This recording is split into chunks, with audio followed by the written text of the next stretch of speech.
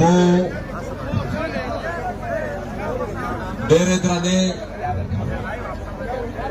غیرتي مشرونه زبونونه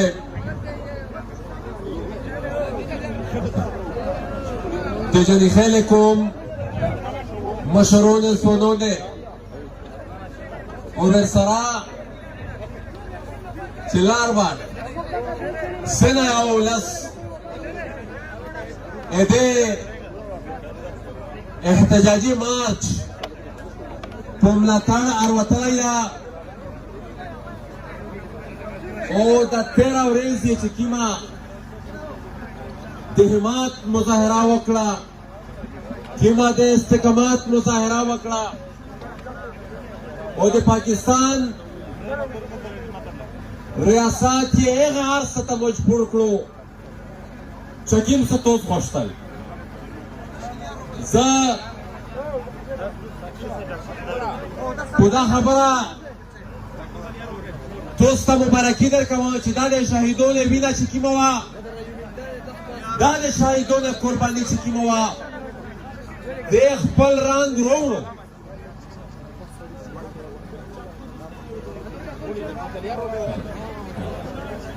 دی خپل رنګ وروړو او ټول د پاکستان ریاست خالی نه بلکې ټول دنیا په دا خوره چې سره ولوي کوم ظلم کوم جبر کوم تکلیف روان و کومه تېره شپه چې په دا خوره باندې روانه وه دې تېرې شپې ته یې رڼو ورباله کړه او توس په خوره چې کوم تکلیف روان ده په دا باندې ټوله دنیا خبره کړه او ریاست مې دې ته مجبور کړو چې په ځای د دې چوال به مې جدید نه احتجاجي نه وړل پېښور ته اسلام آباد ته وایي مې خبره به چا نه اورېدله خو تو سه اتفاق و تو سه د ورورۍ و تو سه د حمایت هغه ټول خلک مجبور کړل ټول ته راوستل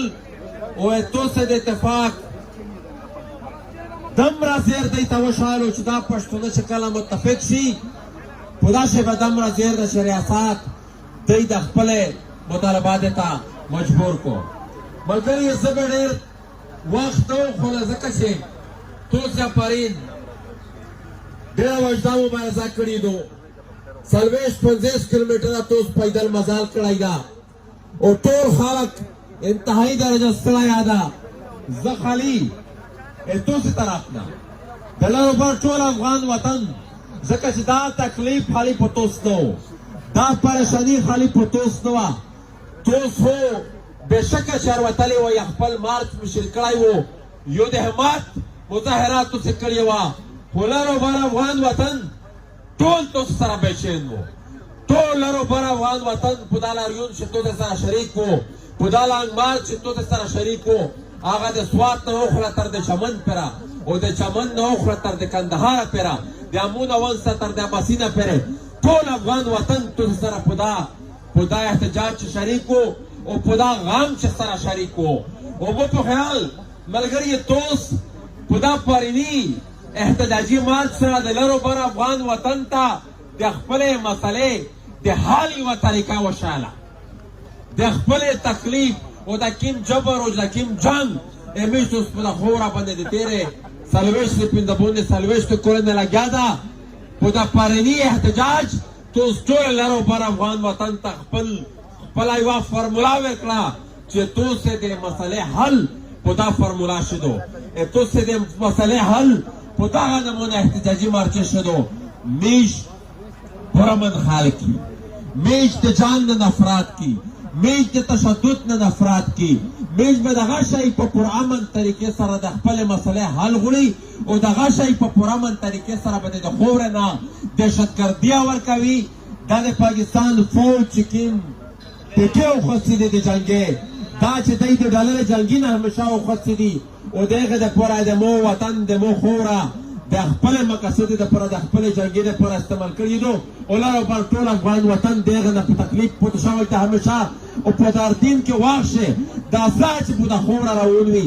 دا د یوه نوي جنګ شروعات وي خو ملګري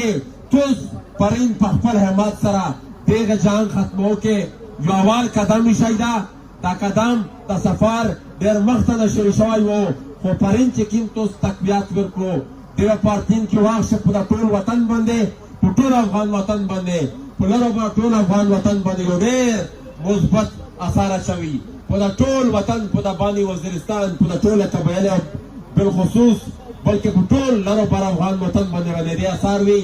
زه ډېر وخت نه وخوړه د تاسو طرف نه چې څنګه د پاکستان سیاسي قیادت ولرو بر څنګه افغانونه دې شی ملګرتیا کړې ده، په تاسو باندې چې کوم پرین تشدد شوی ده، کوم لاټي چارج، کوم منسوخي سپار شوی ده، په باندې کومه سیاسي قیدین یې دغه مذمت کړی ده. موږ ډېره شکریه ادا کوي او پارتین چې واښه دغه مې امید ده چې په لرو بر ټول افغان وطن شي. خالد بوجاني خیر نه، په لرو بر ټول افغان وطن شي. دا مونه وخت تر بسینه چې چیرې حال پښتون باندې دا شي په افغان وطن شي، په افغانه خوره دا شي تکلیف او دا شي پریشانی وي. مو ته امید ده ان شاء الله چې تاسو په نن دا لوس کوي د مشترا چې ټول مې دغه شی په اتفاق چګېږي لکه څرنګه چې پرینه چک شوي وای دا مې لاوس ته کنه، دا مې لاوس ته کنه.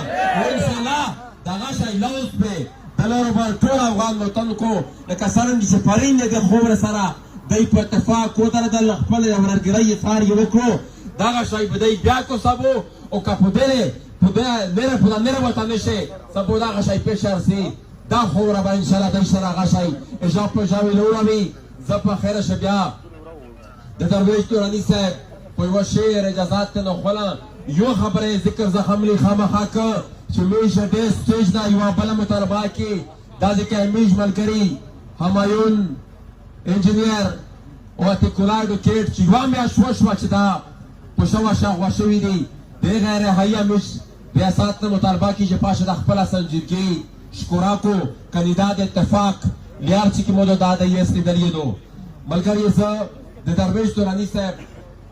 پر یوه شعر اجازات ته نه خوله چې بیا نه توره پورته شي نه سر په وینو رنګ شي، چې بیا نه توره پورته شي نه سر په وینو رنګ شي.